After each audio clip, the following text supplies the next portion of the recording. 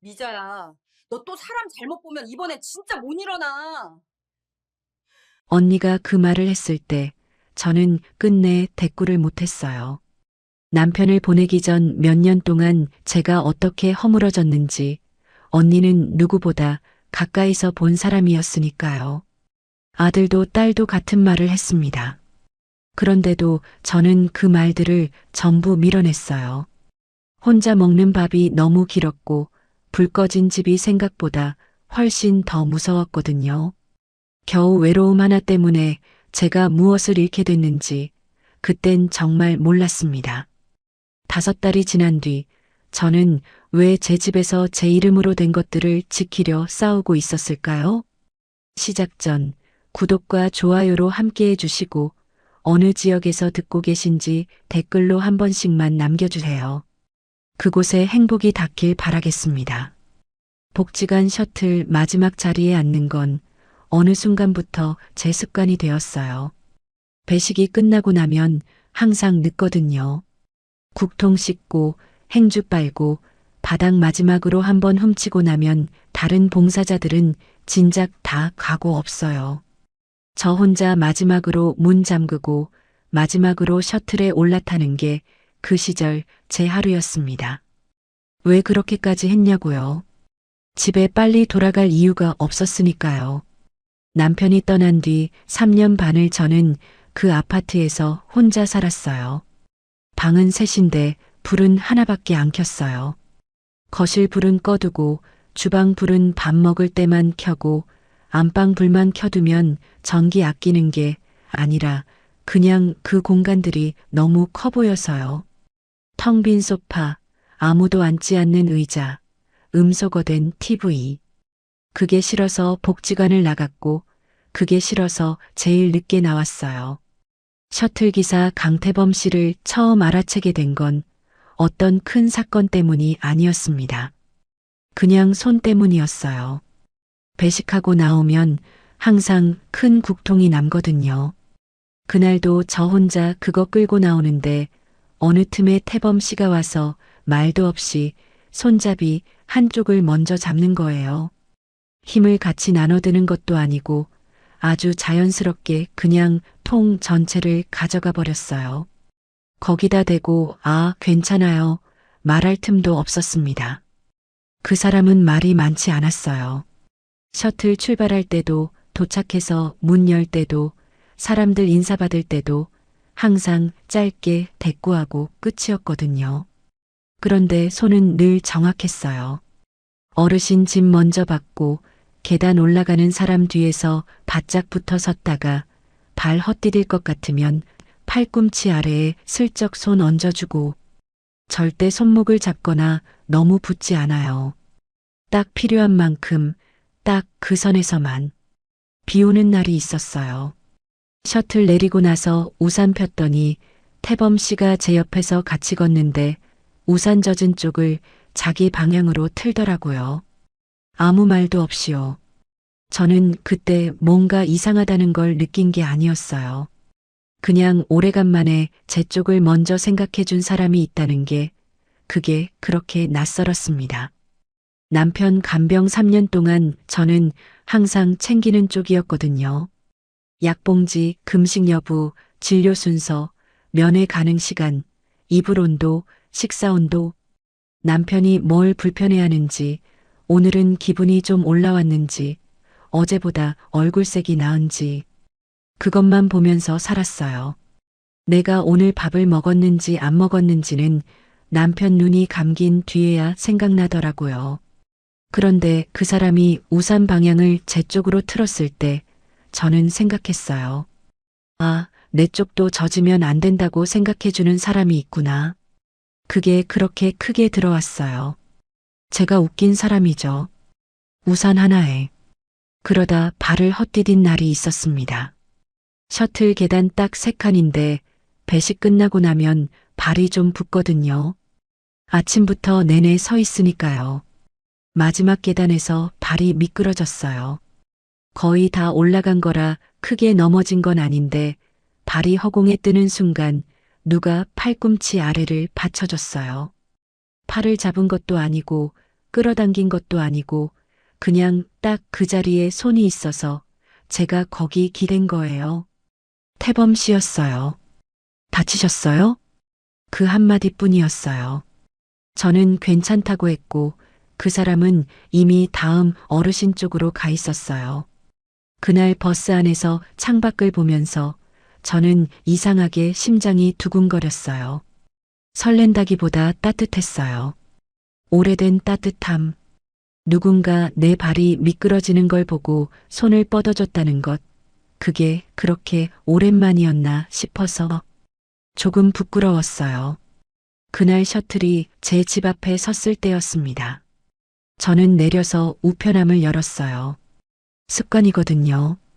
들어가기 전에 항상 우편함 먼저 확인해요. 고지서 오는 날이 따로 있는 게 아니라서요. 상가 관리비 고지서가 들어 있었고 세입자 한 명이 메모를 남겨놓은 봉투도 끼워 있었어요. 철물점 사장님인데 에어컨 실외기 쪽에 뭔가 문제 생겼다고요. 태범 씨가 아직 문 앞에 서 있다가 그 봉투들을 흘끗 봤어요. 혼자 사시면 건물 쪽 일도 직접 다 보세요? 저는 순간 멈칫했어요. 질문이 이상한 건 아니에요. 그냥 물어볼 수도 있는 말이에요. 그런데 이름 부른 지도 얼마 안 됐고 개인적인 이야기를 깊게 나눈 적도 없는데 그 질문이 너무 빠르게 우편함 안쪽으로 들어오는 느낌이라서요. 제가 멈칫하는 걸 봤는지 태범 씨가 금방 웃으면서 말했어요. 혼자 지내시면 번거로우실 것 같아서요. 그게 끝이었어요. 문 닫히고 셔틀은 갔어요. 저는 봉투 2개 들고 현관에 서 있었어요. 찝찝했어요. 아주 조금, 아주 얇게. 그런데 그것보다 더 강하게 느껴진 게 있었어요. 오늘 내 귀가 시간을 같이 알고 있는 사람이 있다는 것. 내가 어디 사는지, 오늘 뭘 들고 들어가는지를 본 사람이 있다는 것. 찝찝함이 있었는데도 그게 왜 그렇게 안도감으로 먼저 무너졌는지 저는 그게 지금도 이해가 잘 안 돼요. 저녁은 혼자 먹었어요. 항상 그랬어요. 냉장고 열어서 반찬 꺼내고 찬밥 데우고 국 한 냄비 데워서 식탁에 차려놓고 숟가락 하나, 젓가락 하나, 국그릇 하나, 물컵 하나. 딱 그만큼만 꺼내요. 그 이상 꺼내면 뭔가 더 쓸쓸해지니까요. 그날 국을 떠먹으면서 생각했어요. 그 사람은 왜 건물 얘기를 먼저 물었을까? 그냥 번거로울 것 같아서라고 했는데 진짜 그냥 그런 건지 아니면 내가 너무 예민하게 받아들인 건지. 그런데 이상하게 그 생각은 오래 안 갔어요. 그 다음에 든 생각은 달랐어요.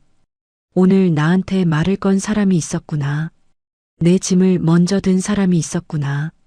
내 발이 미끄러질 때 손을 뻗어준 사람이 있었구나. 밥 먹으면서 그게 더 길게 남더라고요. 거실은 조용했어요. 아무 소리도 없었어요. TV 켜는 것도 귀찮아서 그냥 불만 하나 켜놓고 밥 먹고 있었는데 그때 핸드폰이 울렸어요. 처음엔 아들인가 했어요. 아니면 딸이거나. 그런데 모르는 번호였어요. 문자였어요. 열어보니 태범 씨였어요.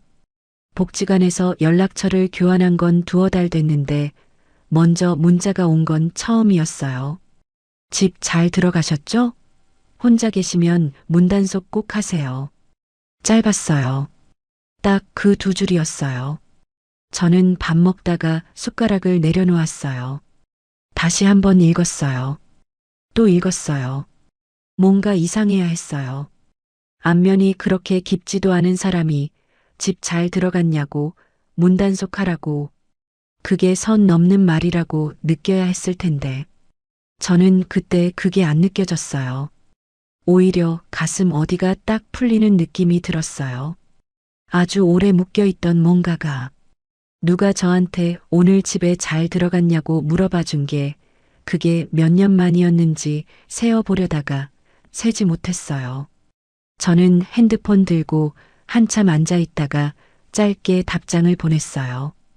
네, 잘 들어왔어요. 고마워요. 그게 다였는데 보내고 나서 이상하게 밥이 좀 넘어갔어요. 혼자 먹는 밥이 그렇게 빨리 끝난 날이 오랜만이었습니다. 그날 밤 자리에 누웠을 때 저는 한 가지 생각을 계속 밀어냈어요. 너무 빠른 질문이었잖아. 건물 이야기, 우편함 봉투, 혼자 다 보냐는 말. 근데 다른 생각이 그 위로 자꾸 덮였어요.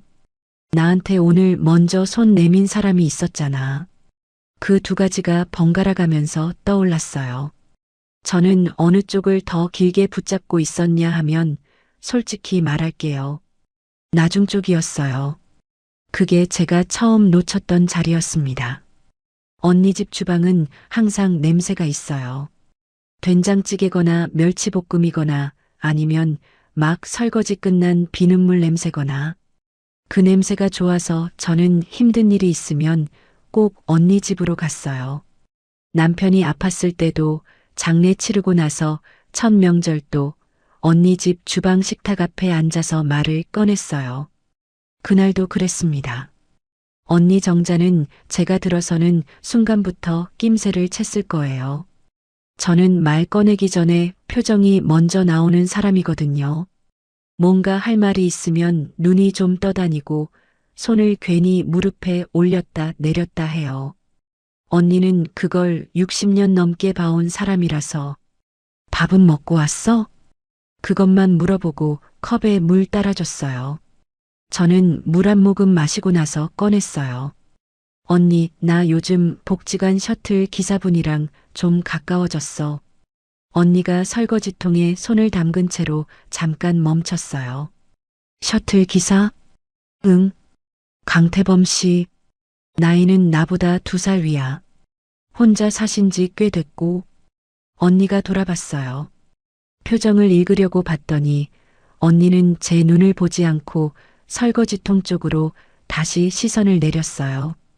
그러고 그릇을 천천히 헹궜어요. 아주 천천히. 저는 그 침묵이 뭔지 알아요. 언니가 할 말이 있는데 고르고 있는 거예요. 아무 말이나 먼저 내뱉지 않으려고. 얼마나 됐어? 2달? 처음엔 그냥 셔틀에서 보는 사람이었는데 문자도 오가고 밥도 한번 같이 먹고. 밥을? 응. 언니가 수도를 잠갔어요. 행주로 손을 닦으면서 식탁 쪽으로 왔어요. 그러고 제 맞은편에 앉았습니다. 돈 이야기를 꺼낼 줄 알았어요. 재산 이야기, 건물 이야기, 조심하라는 말. 그런 게 나올 줄 알았어요. 그런데 언니는 다른 데를 찔렀어요. 미자야, 너 형부 마지막 1년. 저는 21번 눌렀어요. 그때 내가 어떻게 살았는지 나는 다 봤어. 언니는 천천히 말했어요. 밤마다 보호자 접이 침대에서 쪽잠 자던 것, 응급실 호출 오면 슬리퍼 끌고 달려가던 것, 손목에 파스 붙인 채 죽 끓이던 것. 언니는 그걸 다 봤다고 했어요. 제가 보여줬다기보다 언니가 그냥 다 보인 거예요. 남편 장례 치른 날 밤 언니가 제 손을 잡았을 때 제 손이 얼마나 거칠었는지 기억한다고 했어요. 간병인 손이 따로 없었다고. 그게 말이 나오다가 안 나왔어요.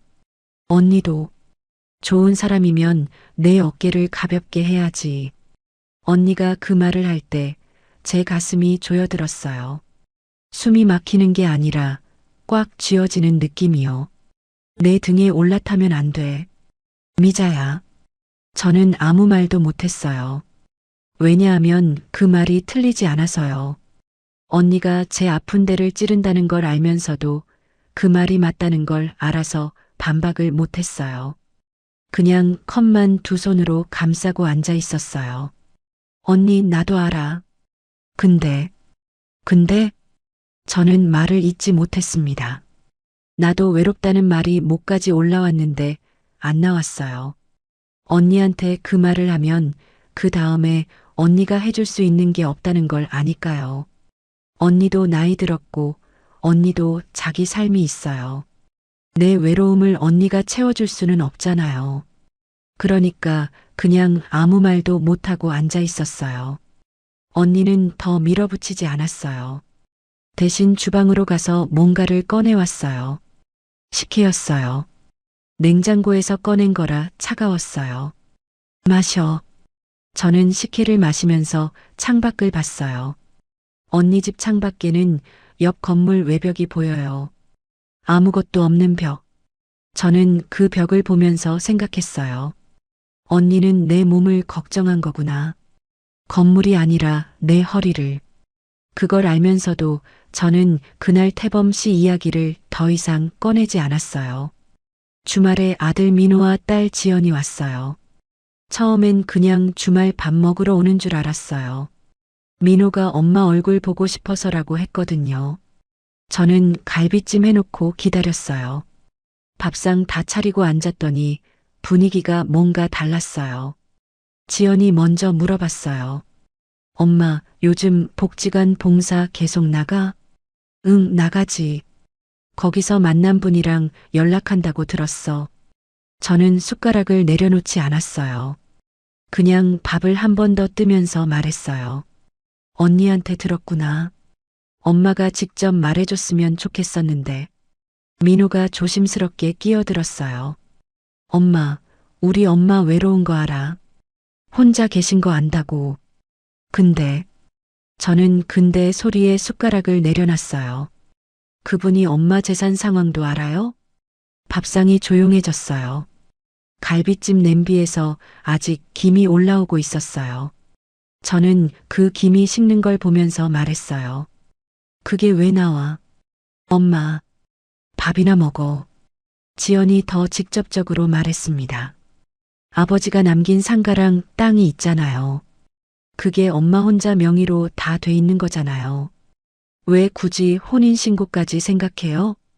저는 그 말에 목이 잠겼어요. 혼인신고 이야기는 꺼낸 적도 없었어요. 저도 아직 그 생각을 정리하지 못한 상태였는데, 언니가 다 말한 거구나. 아니면 지연이가 엄마 표정 보고 짐작한 거거나. 엄마, 우리 엄마 걱정돼서 그러는 거야. 민호가 말했어요. 진심인 거 알아요. 그의 눈에 걱정이 있다는 거 알아요. 그런데 그 걱정 안에 건물이 있었어요. 상가가 있었어요. 땅이 있었어요. 저는 밥을 마저 먹었어요. 아무 말도 하지 않고요.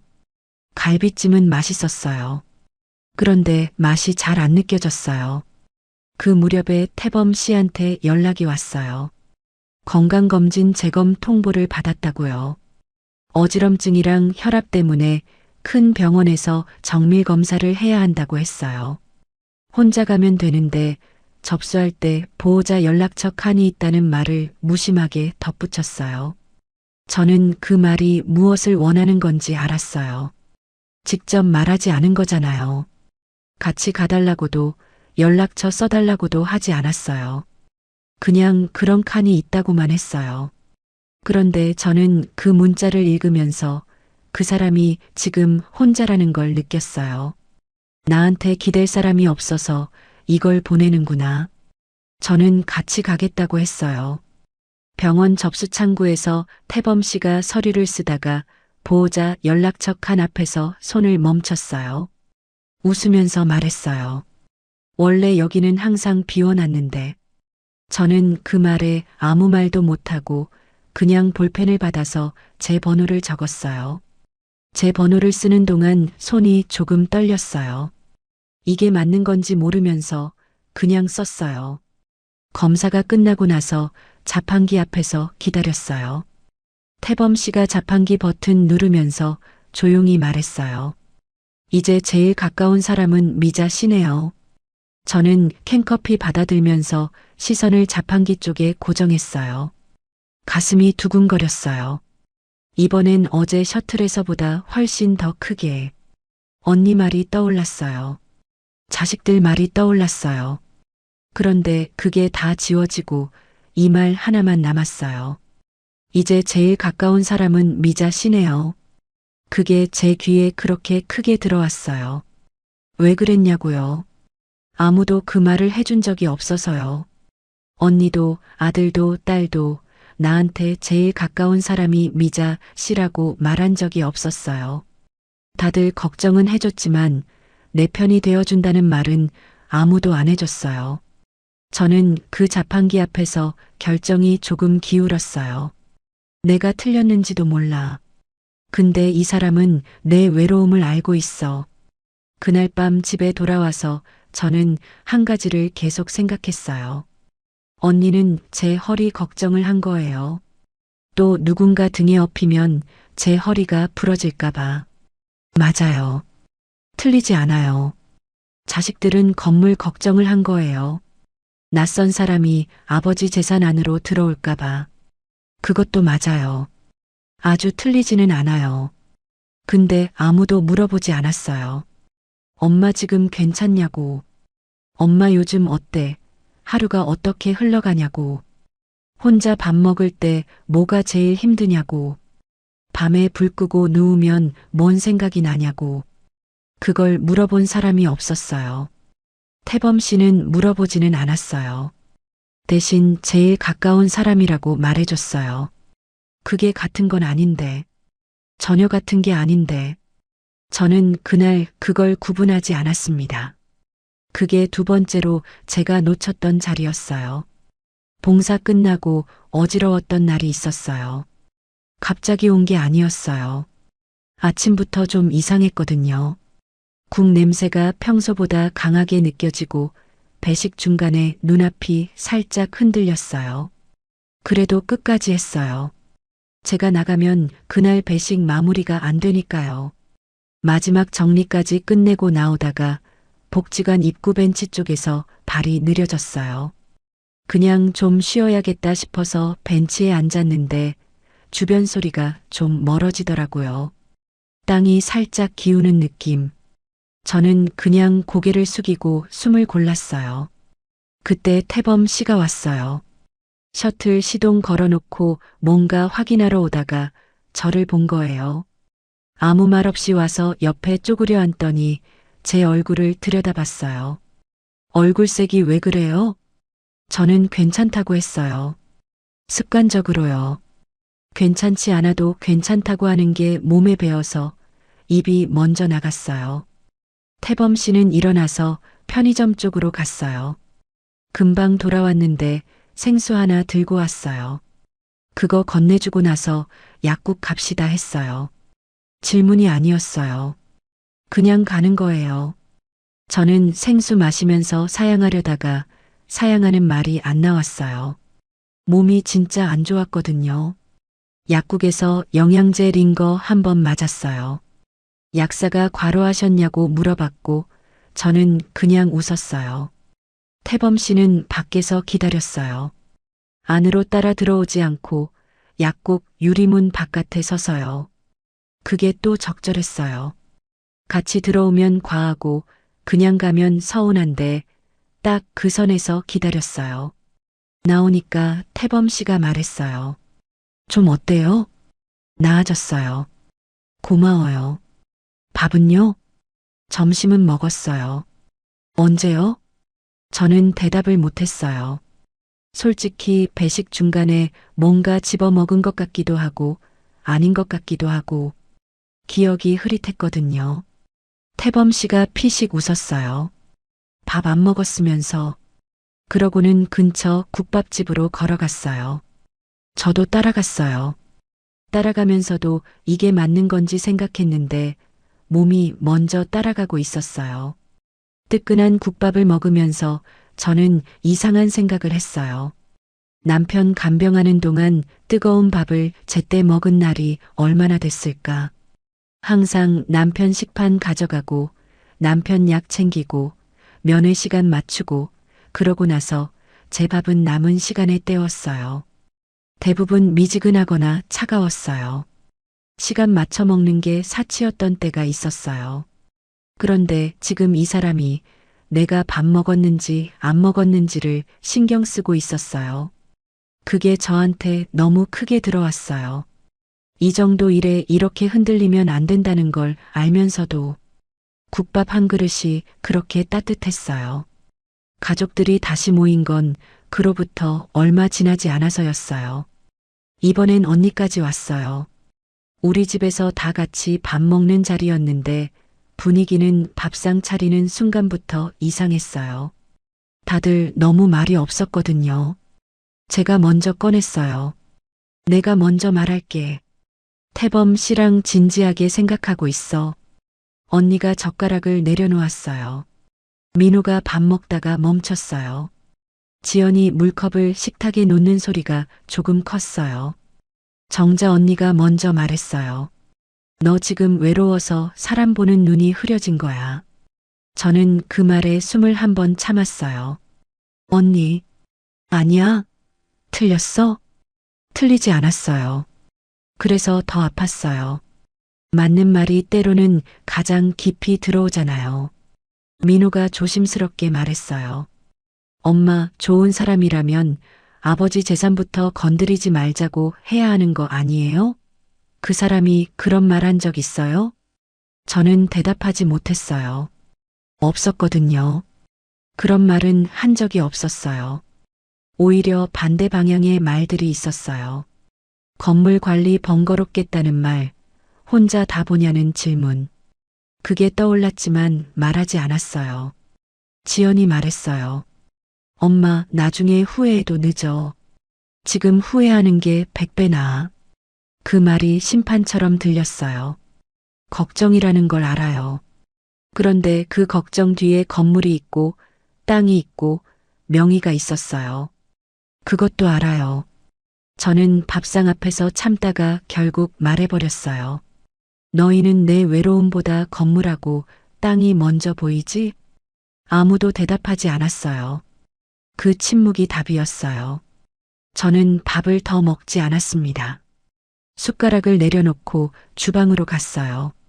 설거지통에 물 받아놓고 서 있었어요. 뒤에서 언니가 뭔가 말하려다가 멈추는 소리가 들렸어요. 그날 저는 처음으로 생각했어요. 이 사람들은 나를 걱정하는 게 아니라 나를 막고 있는 거라고. 그게 맞는 생각이 아니었어요. 지금 돌아보면 틀린 생각이었어요. 근데 그때 저는 그렇게 느꼈어요. 외로움이 길어지면 판단이 조금씩 흐려지거든요. 그걸 모르면서 그 안에 있으면 막는 사람이 다 적으로 보여요.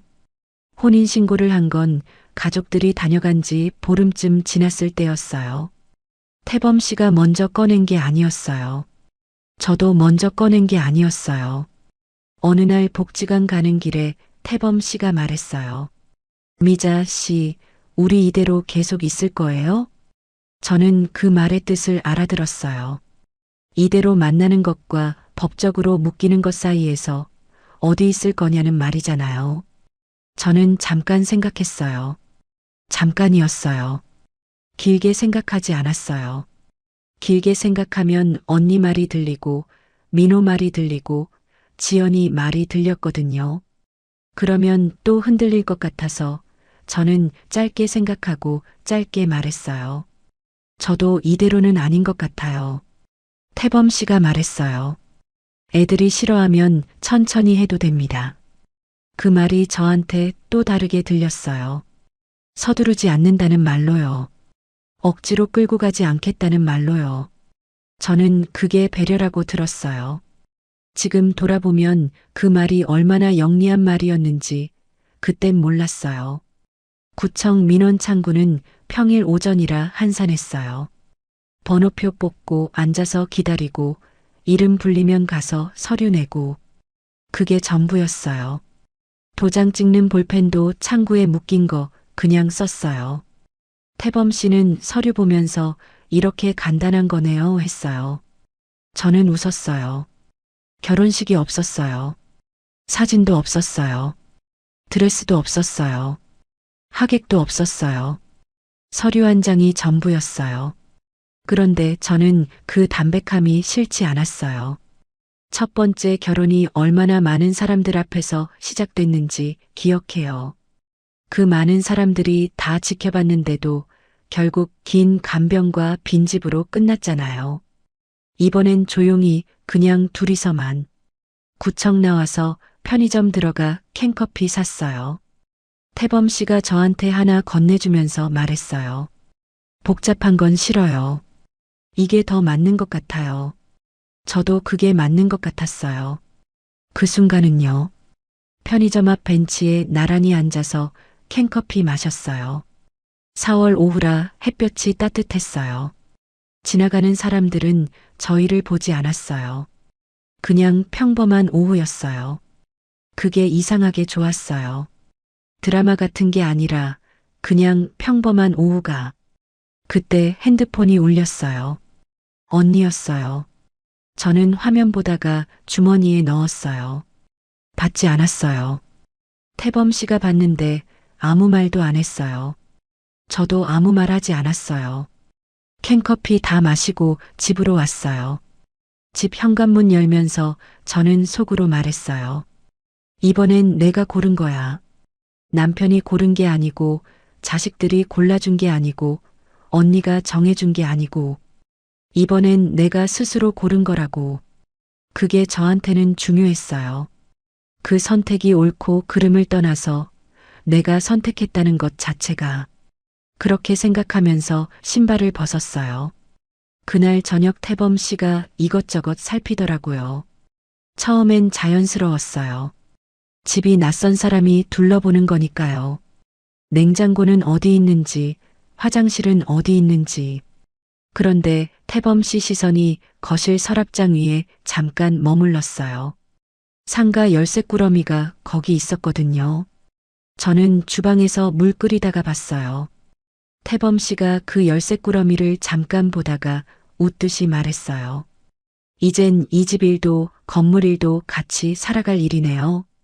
저는 그 말에 잠깐 멈췄어요. 뭔가 이상하다고 느꼈어요.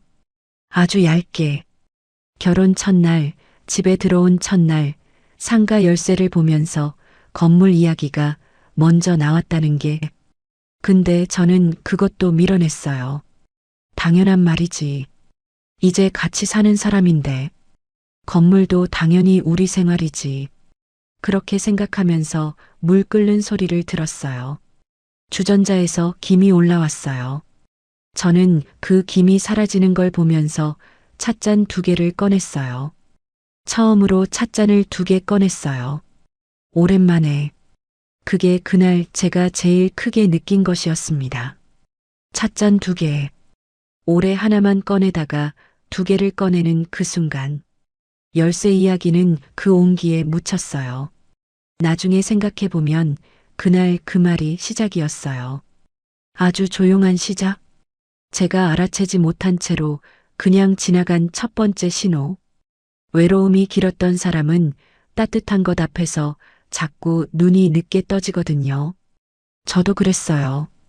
찻잔 2개가 너무 좋아서 열쇠 이야기를 오래 붙잡지 못했습니다. 결혼 초반 한 달은 조용했어요. 조용하다는 게 좋다는 뜻은 아니에요. 그냥 아무 일도 없었다는 거예요. 큰 싸움도 없고 큰 기쁨도 없고 그냥 두 사람이 같은 집에서 하루를 시작하고 하루를 끝내는 것. 그게 전부였어요. 아침엔 제가 먼저 일어나서 국을 데웠어요. 태범 씨는 저보다 조금 늦게 일어났어요. 세수하고 나와서 식탁에 앉으면 밥이 차려져 있는 구조였어요. 저는 그게 어색하지 않았어요. 오래 혼자 살다가 누가 같은 식탁에 앉아 있다는 것 자체가 처음엔 낯설었지만 나쁘지 않았어요. 저녁엔 같이 TV를 봤어요. 태범 씨는 뉴스를 좋아했어요. 저는 드라마를 좋아하는데 처음엔 제가 맞췄어요. 이제 막 시작한 사이인데 채널 싸움부터 하기도 우습잖아요. 그렇게 한 달이 지나갔어요. 근데 그 조용함 사이로 뭔가 천천히 들어오기 시작했어요. 처음엔 약봉지였어요. 태범 씨 약이 많았어요. 혈압약, 어지럼증 약, 관절약, 소화제. 아침 저녁으로 먹는 약이 5가지였어요.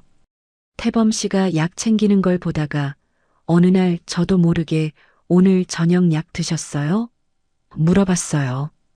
태범 씨가 깜빡했네 하더라고요. 그 다음 날부터 제가 약 시간 맞춰 챙겼어요. 처음엔 그냥 챙겨준 거였어요. 같이 사는 사람이 약을 빠뜨리는데 모른 척하기가 어렵잖아요. 근데 그게 매일이 됐어요. 아침 약, 저녁 약, 금식 여부, 다음 진료 날짜. 수첩을 꺼냈어요. 남편 간병할 때 쓰던 방식이에요. 진료 날짜는 여기, 약 이름은 여기, 검사 결과는 여기. 손이 그냥 그렇게 움직였어요. 몸이 기억하고 있던 거예요. 어느 날 새벽에 태범 씨가 어지럼증으로 일어나지 못했어요. 화장실 가다가 벽을 짚고 서 있는 걸 제가 봤어요. 저는 팔 잡고 다시 자리에 눕혔어요. 혈압 재고, 물 떠다 주고, 그날 진료 예약 잡았어요. 병원 대기실에 앉아서 순서 기다리는데 이상하게 몸이 그 리듬을 알고 있었어요. 대기 번호표 잡고, 접수 창구에서 이름 확인하고, 의사 말 받아 적고, 손이 먼저 움직이고 있었어요. 머리가 생각하기 전에. 남편 간병이 끝나고 저는 이 리듬에서 벗어났다고 생각했어요. 복지관 봉사를 나간 것도, 혼자 마지막 셔틀을 탄 것도 그 리듬 바깥에 있고 싶어서였어요. 근데 그 리듬이 다시 집 안으로 들어와 있었습니다. 태범 씨가 셔틀 일을 그만둔 건 결혼하고 2달쯤 지났을 때였어요. 복지관 쪽에서 먼저 연락이 왔어요. 어지럼증 있는 분이 승객 태우는 운전을 계속하기 어렵다고. 태범 씨도 그 말을 듣고 나서 저한테 말했어요. 이제 운전은 접어야 할 것 같아요. 저는 말리지 못했어요. 사실 말릴 수가 없었어요. 어지럼증 있는 사람이 어르신들 태우고 다니다가 사고라도 나면 그건 태범 씨도 다치고 남도 다치는 일이니까요. 그건 맞는 결정이었어요. 근데 그 다음이 문제였어요. 쉬는 사람이 집에 있으면 집이 달라져요. 태범 씨는 낮에 집에 있었어요. 저는 복지관 봉사 나갔다가 오후에 돌아오는데 집에 사람이 있는 거예요. 처음엔 그게 괜찮았어요. 집에 불이 켜져 있고 슬리퍼가 현관에 놓여 있고, 근데 태범 씨가 쉬는 것 치고는 눈이 너무 또렷했어요. 제가 복지관에서 돌아오는 날 태범 씨가 물어봤어요. 상가 2층 원장님 계약은 언제 끝나죠? 저는 신발 벗다가 멈췄어요. 왜요? 아, 그냥요. 임대차 계약이 보통 2년씩이잖아요. 2층이면 학원이라 조금 다를 수도 있어서. 저는 잠깐 생각하다가 아직 1년 남았어요 했어요. 그게 끝인 줄 알았어요. 근데 끝이 아니었어요. 며칠 뒤에 또 물어봤어요. 1층 철물점 월세는 밀린 적 없어요? 그 다음엔 이런 말이 나왔어요. 그 땅은 지금 팔면 손해일 수도 있겠네요. 공시지가 올라가는 거 좀 기다려야 할 것 같아요. 저는 그 말들을 들으면서 이상한 느낌이 왔어요. 뭔가 불편한데 불편하다고 말하기가 어려웠어요. 부부인데 재산 이야기하면 안 되냐. 그렇게 나오면 제가 할 말이 없잖아요. 그러니까 그냥 들었어요. 그냥 대답했어요. 그게 또 잘못된 거였어요.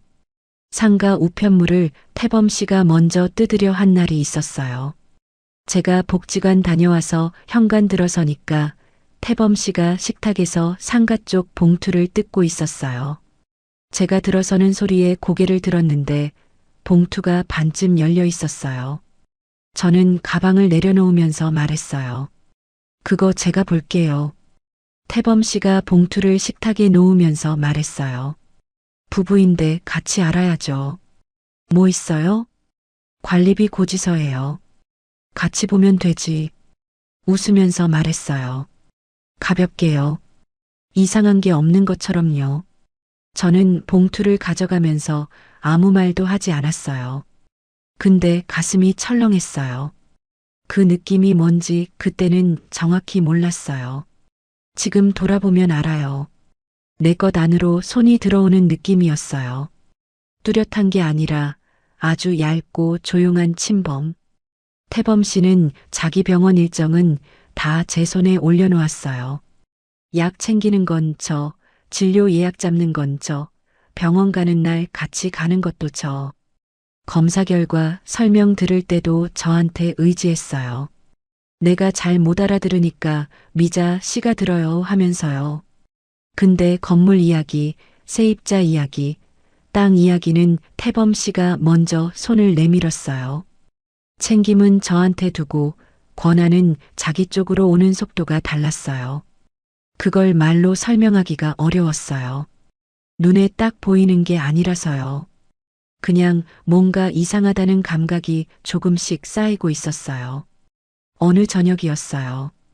밥상 다 차려놓고 앉아 있는데 태범 씨가 수저들기 전에 말했어요. 미자 씨, 이제부터 상가 관리는 내가 좀 맡아볼게요. 저는 국구르 뜨는 손을 멈췄어요. 당신은 몸만 챙겨요. 복지관도 나가고 그쪽은 괜찮으니까. 말투가 자연스러웠어요. 마치 오래 생각해온 말을 그냥 꺼내는 것처럼요. 논의가 아니었어요. 통보에 가까웠어요. 저는 잠깐 말이 안 나왔어요. 상가 관리는 제가 해왔어요. 알죠? 근데 혼자 하기 번거롭잖아요.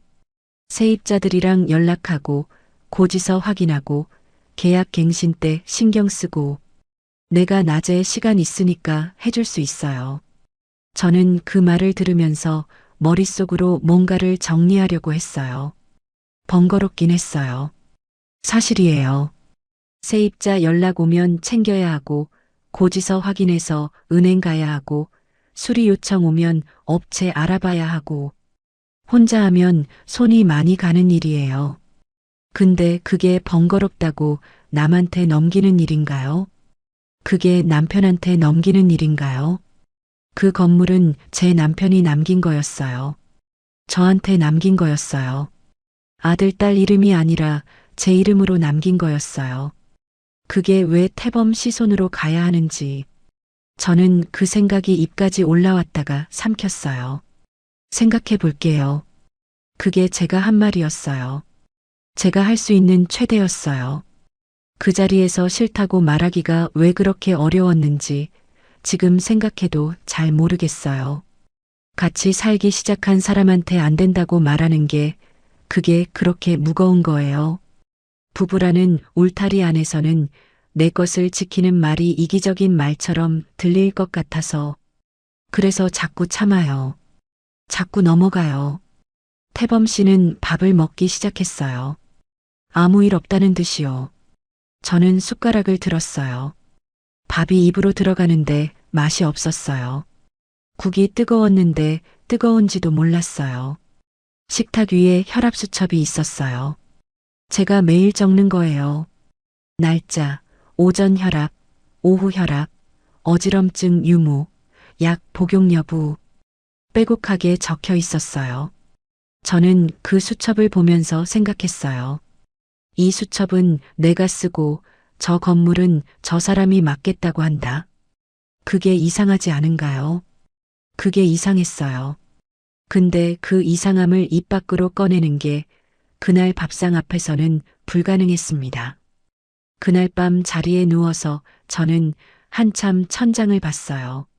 남편 간병하던 시절이 생각났어요. 병원 보호자 접이 침대에서 눈 뜨면 가장 먼저 남편 얼굴을 확인했어요. 숨 쉬는지, 표정이 편한지, 수액이 다 들어갔는지. 제 몸은 두 번째였어요. 항상.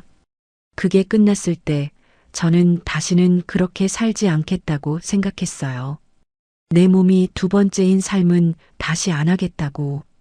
그런데 지금 제 손에는 혈압수첩이 있고 제 핸드폰엔 진료 예약이 들어있고 제 머릿속엔 다음 주 금식 여부를 기억해야 한다는 메모가 있어요. 그리고 저 사람은 제 건물을 맡겠다고 했어요.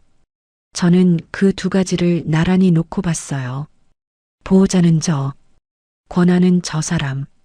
그게 그날 밤 천장에 써 있는 것처럼 선명하게 보였어요.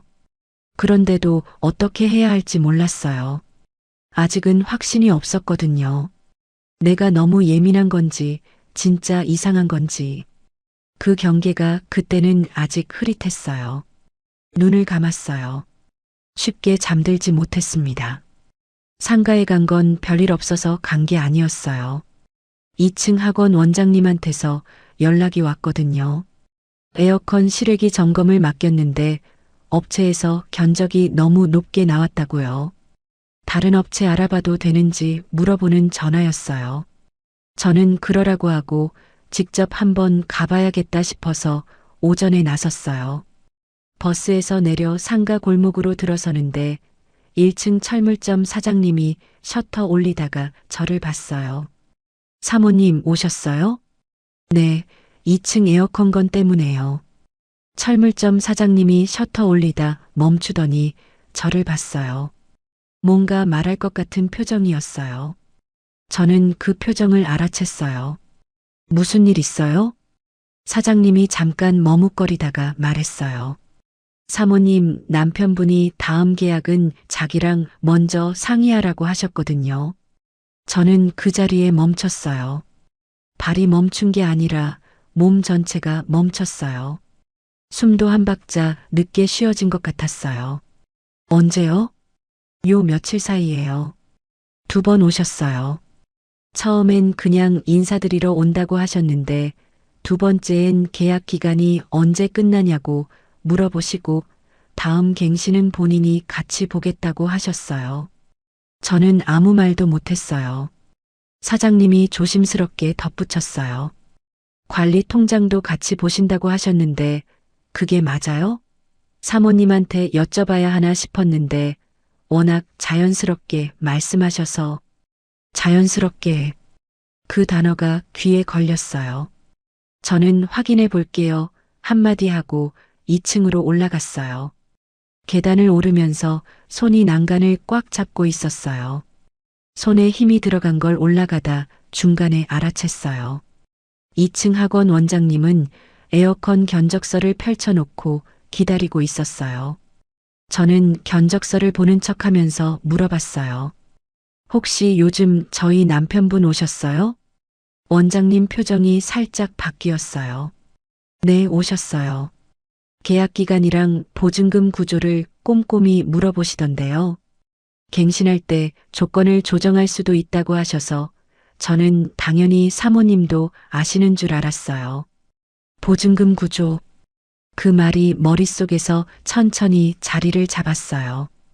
저는 견적서를 다시 내려다봤어요. 숫자들이 눈에 들어오지 않았어요.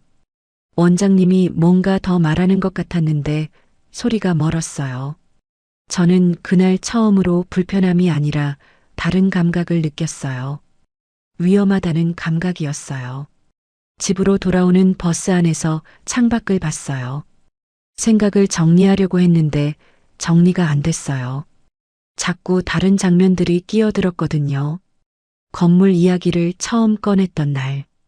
우편한 봉투를 흘끗 보며 혼자 다 보냐고 물었던 그 복도.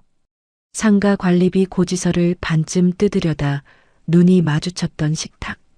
저녁상 앞에서 상가 관리를 맡겠다고 했던 그 목소리.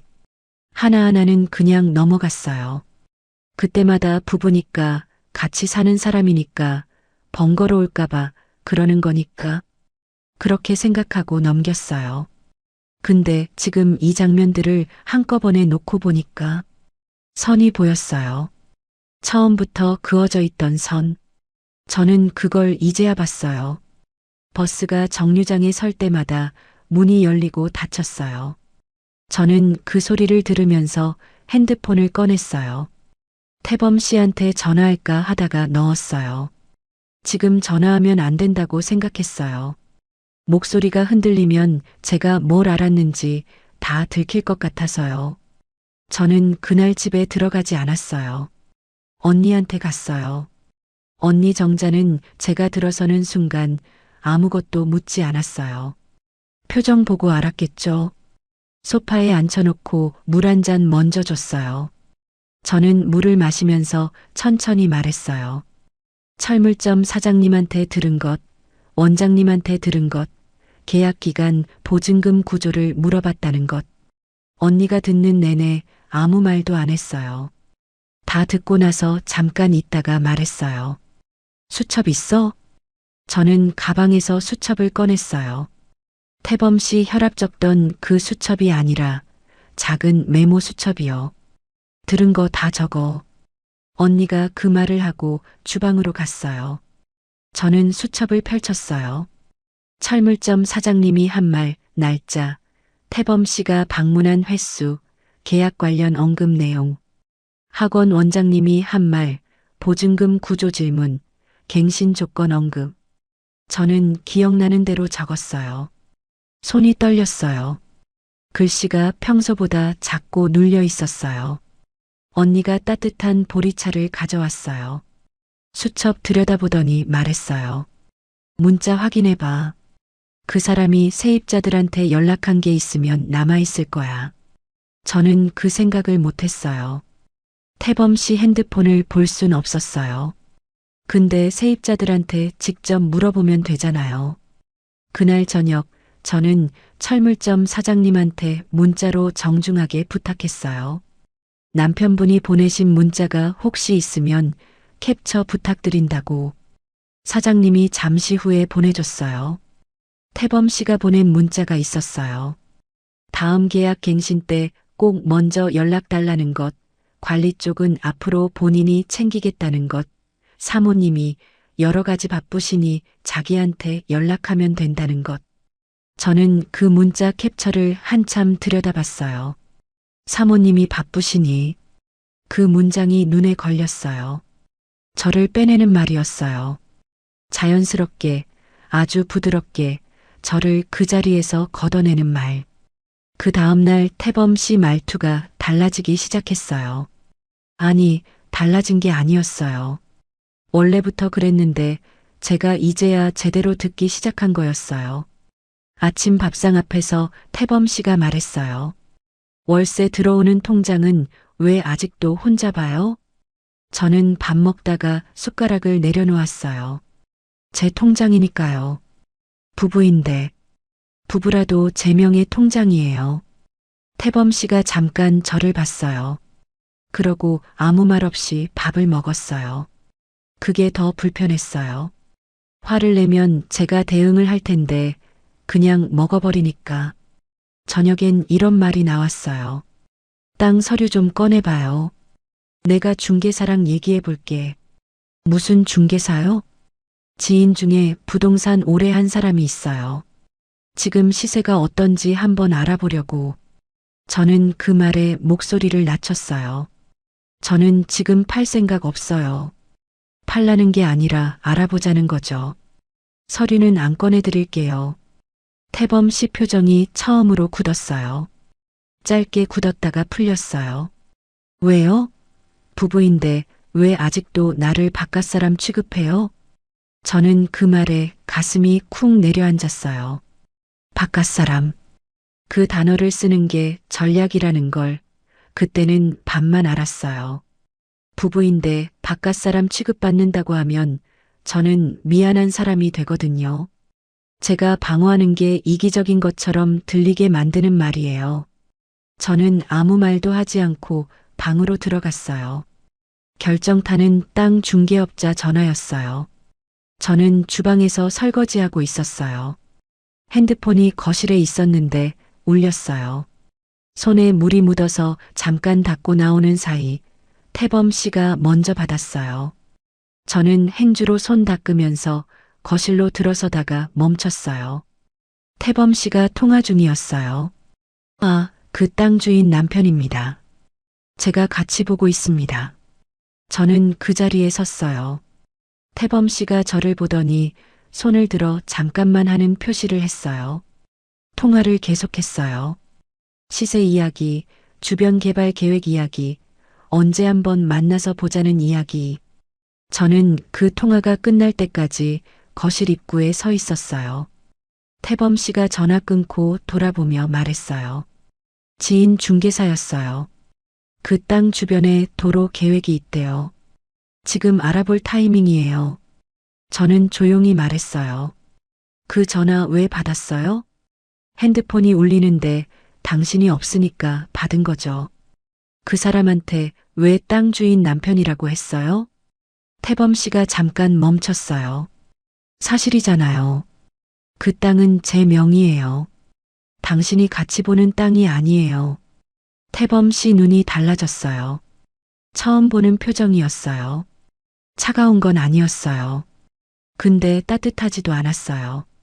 계산하는 눈이었어요. 당신 자식들은 그렇게 무시하면서 정작 나는 못 믿겠다는 거예요? 저는 그 말에 할 말을 잃었어요. 자식들 이야기가 왜 나오는지, 그게 지금 이 상황이랑 무슨 상관인지.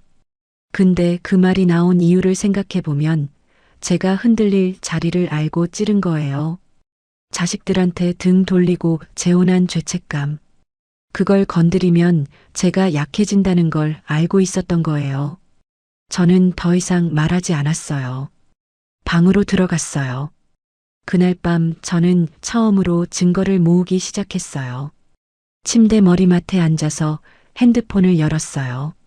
철물점 사장님한테 받은 문자 캡처, 통화 기록 시간, 태범 씨가 통장 보여달라고 압박한 대화. 하나씩 화면을 저장했어요. 수첩도 꺼냈어요. 언니 집에서 적었던 수첩이요. 세입자들이 한 말을 날짜별로 다시 정리했어요. 철물점 사장님이 들은 것, 원장님이 들은 것, 태범 씨가 중개업자 전화 받으며 한 말. 기억나는 표현을 최대한 그대로 적었어요. 손이 아까보다 덜 떨렸어요. 아까는 충격 때문에 떨렸고 지금은 다르게 떨렸어요. 뭔가를 하고 있다는 것 때문에, 당하고 있는 게 아니라 기록하고 있다는 것 때문에. 한참 적다가 언니한테 문자를 보냈어요. 언니, 내일 시간 돼? 언니가 금방 답장을 보냈어요. 왜? 무슨 일이야? 정리해야 할 게 생겼어. 언니가 잠깐 있다가 다시 보냈어요. 와, 언제든지. 저는 핸드폰을 내려놓고 수첩을 덮었어요. 창밖에 불이 켜진 집들이 보였어요. 저마다 다른 불빛이었어요. 저는 그 불빛들을 보면서 한 가지를 생각했어요. 나는 지금 뭘 잃을 뻔했나? 상가 건물, 땅, 아니면 그것보다 더 큰 것. 그 더 큰 것이 뭔지 그날 밤엔 이름을 못 붙였어요. 다음 날 언니가 왔어요. 아무 말 없이 들어와서 식탁에 앉았어요. 저는 수첩이랑 핸드폰 화면 캡처들을 꺼냈어요. 언니가 하나씩 봤어요. 천천히, 꼼꼼하게. 다 보고 나서 언니가 봉투를 꺼냈어요. 빈 봉투였어요. 여기다 정리해 넣어. 저는 캡처 출력한 것들이랑 수첩 메모를 봉투에 넣었어요. 언니가 봉투 입구를 접어줬어요. 그 짧은 순간에 저는 말했어요. 언니, 이제 알겠어. 저 사람은 내 몸보다 내 자리를 먼저 보고 있었어. 언니가 아무 말도 하지 않았어요. 그 말이 맞다는 거잖아요. 틀렸으면 뭐라도 했겠죠. 저는 봉투를 손에 들고 한참 있었어요. 외로워서 시작한 일이었는데, 혼자 먹는 밥이 너무 길어서, 불 꺼진 집이 너무 무서워서, 딱 그것 때문에 시작한 일이었는데, 그 외로움이 얼마나 큰 빈틈이었는지, 그 빈틈이 얼마나 쉽게 보였는지, 그걸 이제야 알게 됐어요. 봉투는 언니 손에 잠시 맡겨두었어요. 지금은 그게 제일 안전한 자리였으니까요. 상가에 다시 간 건 언니랑 같이였어요. 혼자 가면 흔들릴 것 같아서요. 태범 씨 말 한마디에 제가 또 미안한 사람이 될 것 같아서 언니 손을 빌렸어요. 언니는 아침 일찍 왔어요. 아무것도 묻지 않고 그냥 신발 신고 나갈 준비하고 있었어요. 버스 안에서 둘이 별말 없었어요. 언니가 창밖을 보고 저는 가방 안에 봉투가 있는 걸 손으로 확인하고 그 봉투 안에 캡처 출력물이랑 수첩 메모가 들어 있었어요. 별거 아닌 것 같아도 그게 있고 없고는 달랐어요. 손에 쥔 게 있으면 발이 달라지거든요. 상가 골목에 들어서니까 오전이라 조용했어요. 철물점 셔터는 반만 올라와 있었어요. 사장님이 안에서 뭔가 정리하다가 저를 보더니 나왔어요. 사모님, 네, 안녕하세요. 저 지난번에 말씀드린 것 때문에 다시 왔어요. 혹시 그 이후로 남편분한테 연락 더 오셨어요? 사장님이 잠깐 머뭇거렸어요. 그게 그제 또 오셨어요. 이번엔 월세 입금 날짜를 바꿀 수 있냐고 물어보셨어요. 지금은 매달 5일인데 20일로 바꿀 수 있냐고요. 저는 그 말에 숨이 멈췄어요. 월세 입금 날짜. 그게 왜 바뀌어야 하는지, 왜 태범 씨가 그걸 물어보는지. 저는 그 자리에서 바로 알았어요. 입금 날짜가 바뀌면 통장 흐름이 달라져요. 그 흐름을 자기가 먼저 볼 수 있는 구조로 바꾸려는 거예요. 사장님이 조심스럽게 말했어요. 저는 사모님이 아셔야 할 것 같아서 말씀드리는 거예요. 남편분이 워낙 자연스럽게 말씀하시니까 처음엔 당연히 서로 얘기된 줄 알았는데 자연스럽게 그 말이 또 나왔어요. 저는 고개를 한번 끄덕였어요. 말씀해 주셔서 감사해요. 앞으로 건물 관련해서는 저한테만 연락 주세요. 남편분 통해서 하시면 안 돼요. 사장님이 알겠다고 했어요. 언니가 그 옆에서 아무 말도 안 했어요. 그냥 서 있었어요. 2층으로 올라갔어요. 학원 원장님은 수업 준비 중이었어요. 저를 보더니 반가운 표정이랑 뭔가 눈치 보는 표정이 섞여 있었어요. 지난번 이후로 또 오셨어요? 네. 혹시 그 뒤로도 남편이 다녀갔어요?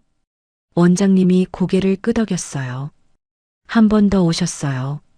이번엔 계약 갱신할 때 보증금을 좀 올릴 수도 있다고 하셨어요. 요즘 주변 시세가 올랐다고. 그래서 저도 좀 걱정이 됐어요. 보증금을 올린다. 그 말은 세입자한테 압박이에요. 보증금 오른다는 말을 먼저 흘려두면 세입자는 불안해져요. 그 불안을 쥔 사람이 협상력을 갖게 되거든요. 태범 씨가 그 자리에 서려고 한 거였어요. 저는 원장님한테도 같은 말을 했어요. 앞으로 건물 관련한 것들은 저한테만 연락 주세요. 계약이든 보증금이든 남편 통해서 결정되는 건 없어요. 원장님이 안도하는 표정으로 알겠다고 했어요. 2층 계단 내려오면서 언니가 처음으로 말했어요. 다 됐어? 네. 그럼 가자. 짧았어요. 그게 언니식이에요. 건물 앞 인도에 서서 잠깐 상가를 봤어요. 1층 철물점, 2층 학원, 그 사이 계단. 남편이 살아있을 때 같이 왔던 기억이 있어요. 그때 남편이 건물 외벽 한번 쓸어보면서 말했어요. 이거 잘 지켜요. 그게 유언처럼 남아 있었어요. 저는 그 건물 앞에 서서 생각했어요. 잘 지켜야지. 언니가 제 손등을 한번 쓸었어요. 말없이요. 그 짧은 손길에 저는 인정했어요. 언니는 돈 때문에 말린 게 아니었어요. 제가 또 누군가 인생을 등에 업고 허리가 꺾일까봐 말린 거였어요. 간병 의자에서 쪽잠 자던져, 손목에 파스 붙인 채 죽 끓이던져, 응급실 슬리퍼 끌고 뛰던 저를 옆에서 다 본 사람이라서 그 장면들이 다시 올까봐 말렸던 거였어요. 자식들도요. 아버지가 남긴 상가 건물과 땅 안으로 누군가 너무 빨리 들어오는 걸 경계한 건 틀리지 않았어요. 제 외로움을 이해 못한 건 맞아요. 그것도 서운해요. 근데 그 경계는 틀리지 않았어요. 저는 그걸 다 늦어서야 알았습니다. 집에 돌아왔을 때 태범 씨가 거실에 있었어요. TV를 보고 있었어요. 저랑 언니가 들어오는 걸 보더니 리모컨을 내려놓았어요. 언니가 있으니까 태범 씨 표정이 살짝 굳었어요. 저는 가방을 소파에 내려놓고 언니한테 눈짓을 했어요. 언니는 주방 쪽으로 가서 물 한 잔 따랐어요. 그 자리를 잠깐 만들어준 거예요. 저는 태범 씨 맞은편에 앉았어요. 길게 설명하지 않았어요. 차근차근 따지지도 않았어요. 그냥 딱 한 가지만 물었어요. 당신이 먼저 챙긴 게 내 몸이었어요? 내 건물이었어요? 태범 씨가 저를 봤어요. 잠깐 침묵이 있었어요. 무슨 말이에요? 갑자기 세입자들한테 가서 계약은 자기랑 하라고 했죠. 월세 입금 날짜 바꾸자고 했죠. 보증금 올릴 수도 있다고 했죠. 제가 다 들었어요.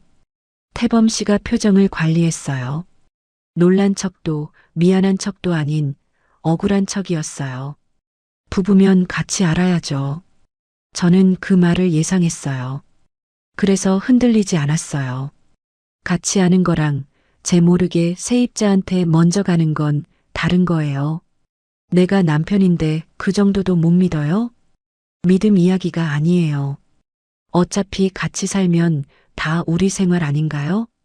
저는 그 말 듣고 숨을 한번 골랐어요. 우리 생활. 그 말이 얼마나 영리한 말인지. 다 우리 것이라고 하면 제가 제 것을 지키려는 게 이기적인 사람이 되는 구조잖아요. 그 말을 쓸 줄 안다는 것 자체가 이미 오래 생각해온 사람이라는 거예요. 저는 더 이상 대화가 필요 없다고 생각했어요. 이 사람은 같이 늙어갈 사람으로 들어온 게 아니었어요. 제 삶 안에서 자리를 넓히려고 들어온 거였어요. 그 확인이 그 말 한마디로 됐어요. 저는 조용히 말했어요. 나는 남편을 들인 줄 알았어요. 그런데 당신은 내 삶 안으로 들어와서 자리를 넓히고 있었네요. 여기까지 할게요. 태범 씨가 뭔가 말하려고 했어요. 저는 일어섰어요. 가정법원 상담 창구는 조용한 곳이었어요. 접수하고 기다렸다가 상담사 앞에 앉았어요. 저는 봉투를 꺼냈어요. 캡처 출력물, 수첩 메모, 세입자 진술 정리한 것들. 상담사가 하나씩 봤어요. 혼인 전부터 제 명의로 있던 상가 건물과 땅은 특유 재산이라 원칙적으로 분할 대상이 아니라고 했어요. 혼인 기간이 짧고 태범 씨가 그 재산 형성에 기여한 바가 없고 오히려 관리 권한을 침범하려 한 정황이 있다는 것도 정리가 됐어요. 저는 그 말을 들으면서 이상하게 눈물이 나지 않았어요. 울 것 같았는데 안 나왔어요. 오히려 몸이 차분해졌어요. 오래 무거웠던 게 어깨에서 내려가는 느낌이었어요. 이혼 절차를 밟기로 했어요. 협의가 안 되면 조정, 그 다음 단계로 가면 된다고 했어요. 저는 알겠다고 했어요. 상담 끝나고 나오면서 언니한테 전화했어요. 다 됐어. 언니가 말했어요. 수고했어. 그게 다였어요. 긴 말 필요 없었어요. 자식들한테는 제가 먼저 연락했어요. 민호한테 전화해서 말했어요. 너희 말이 틀린 건 아니었다. 내가 외로워서 너무 서둘렀다. 민호가 한참 있다가 말했어요. 엄마, 괜찮아? 응, 이제 괜찮아. 민호 목소리가 잠깐 잠겼어요. 저는 그 침묵이 뭔지 알아요. 엄마한테 뭔가 말하고 싶은데 뭐라고 해야 할지 모르는 침묵이에요.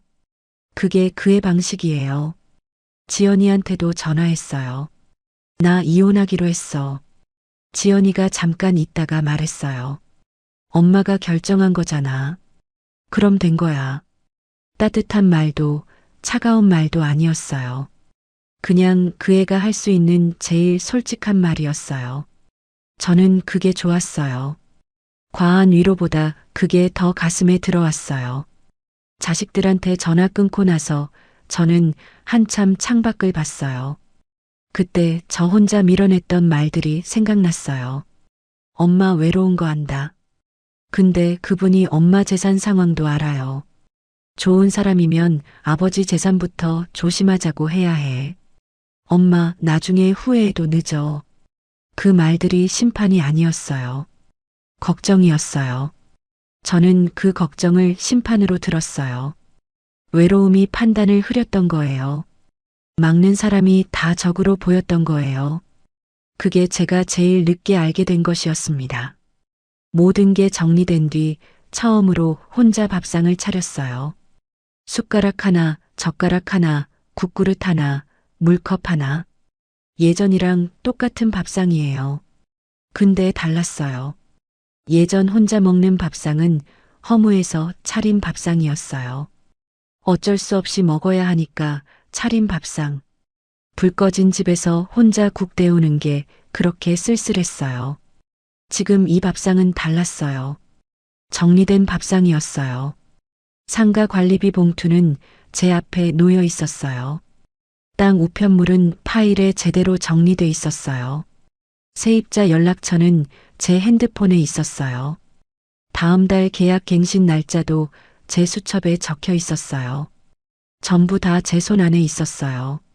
저는 국을 한 숟가락 떴어요. 뜨거웠어요. 제때 먹는 밥이 뜨거웠어요. 그게 이렇게 당연한 건데 이게 오래 당연하지 않았어요.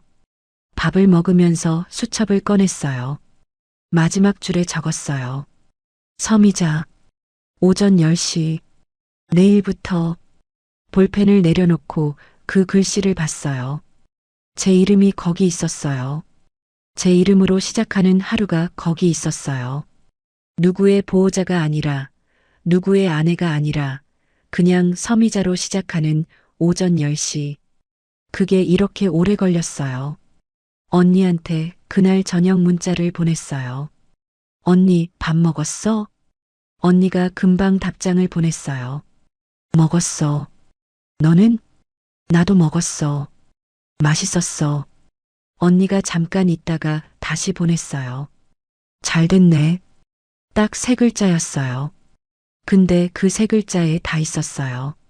언니가 지난 몇 달 동안 저한테 하고 싶었던 말이 그 3글자 안에 다 있었어요. 저는 핸드폰을 내려놓고 거실을 봤어요. 불을 다 켰어요. 거실 불, 주방 불, 안방 불. 다 켰어요. 집이 밝았어요. 이렇게 다 켜도 이상하지 않다는 걸, 이렇게 다 켜도 되는 집이라는 걸 다시 기억했어요. 소파에 앉아서 창밖을 봤어요. 밤인데 바깥이 잘 보였어요. 건너편 건물 불빛들, 가끔 지나가는 차. 저는 그걸 보면서 한 가지를 생각했어요. 외로움이 나쁜 감정이 아니에요. 외로움은 그냥 신호예요. 뭔가 비어 있다는 신호. 근데 그 신호를 너무 빨리 없애려고 하면, 빈자리에 뭐든 채워 넣으려고 하면 채워진 것의 무게를 확인하지 못해요. 저는 그 확인을 건너뛰었어요. 그게 잘못이었어요. 그 잘못이 저한테 너무 비쌌어요. 근데 다행인 게 있었어요. 잃지 않았어요. 상가 건물도, 땅도, 아파트도 잃지 않았어요. 아슬아슬했어요. 조금만 더 늦었으면, 조금만 더 깊이 들어갔으면 달라졌을 거예요. 근데 세입자 말 한마디가 그 선 앞에서 저를 세웠어요. 그리고 언니가 있었어요. 수첩 꺼내라고 한 사람. 자식들이 있었어요. 틀린 게 아니었던 사람들. 저는 그 사람들을 너무 늦게 제대로 봤어요. 그것도 제 잘못이에요. 근데 늦었어도 봤어요. 지금 저는 매일 오전 10시에 하루를 시작해요. 복지관 봉사는 계속 나가요. 배식하고 설거지하고 마지막 셔틀을 타요. 이제 셔틀 기사는 다른 분이에요. 말이 좀 많고 라디오를 크게 틀어놓는 분이에요. 저는 그게 싫지 않아요. 상가 관리는 제가 해요. 세입자들 연락 오면 제가 받고, 고지서는 제가 확인하고, 계약 갱신은 제가 앉아서 해요. 번거로워요. 손이 많이 가요. 근데 그게 제 일이에요. 가끔 혼자 먹는 밥이 길다고 느껴요. 그럴 때 저는 이제 다르게 생각해요. 길면 길어도 된다고. 이 밥상이 제 밥상이라고. 이 집이 제 집이라고. 그게 외롭지 않다는 뜻이 아니에요. 여전히 외로워요. 외로움은 안 없어졌어요. 다만 그 외로움이 무서운 감정이 아니에요. 이제는요. 외롭다는 건 그냥 제가 여기 있다는 뜻이에요. 살아있다는 뜻이에요. 그러면 됐어요. 혼자라는 말이 다시는 무섭지 않았습니다. 이번엔 누구를 기다리는 집이 아니라 제가 지키는 집이었으니까요. 끝까지 들어주셔서 고맙습니다. 구독해 두시면 다음 사연도 과장 없이